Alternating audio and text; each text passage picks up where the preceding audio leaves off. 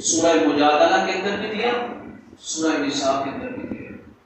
فرمایا جب 2 سے زائد لوگ بیٹھے ہوں تو ان میں سے کوئی بھی دوسرے کے کان میں بات نہ کرے،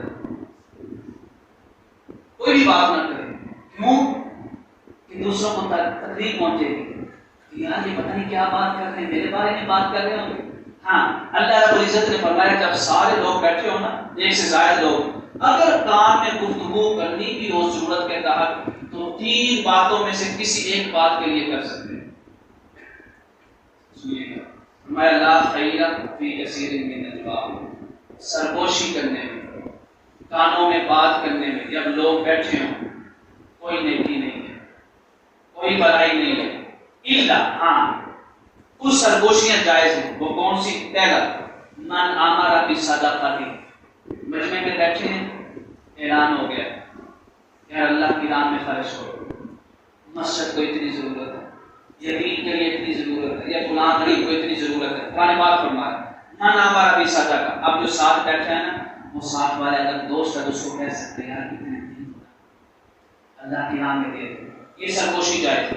صدقہ، صدقہ کرنا ہے تو صدقہ کرنے کے لیے اپنے ساتھ بیٹھے شخص کے کان میں کہہ سکتے ہیں۔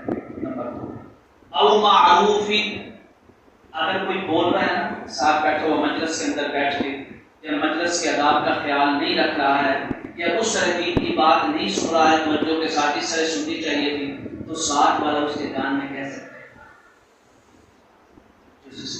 او معروف، نیکی کا حکم دے سکتا ہے کان کے اندر۔ تیسری بات کیا ہے؟ یہ تو ہے ہی نہیں ہمارے پاس، سرگوشی تو کیا یہ تو ظاہراً ہمارے معاشرے کے اندر نہیں ہے۔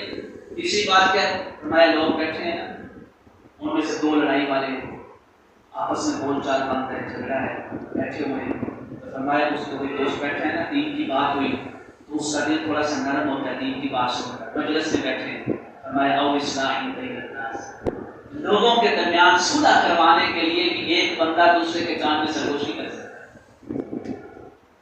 ساتھ بیٹھا ہوا تھا، خطیب صاحب نے کیا کہا، حضور کی حدیث سے بات نہیں سنی کہ آقا کریم علیہ السلام نے فرمایا کوئی مسلمان بھائی اپنے مسلمان بھائی سے 3 دن سے زیادہ ناراض نہیں رہ سکتا ہے، تو وہ کان میں کہنے لگا یہ حدیث کر لے یار، تم بھی ناراضگی ختم کر دے فلاں۔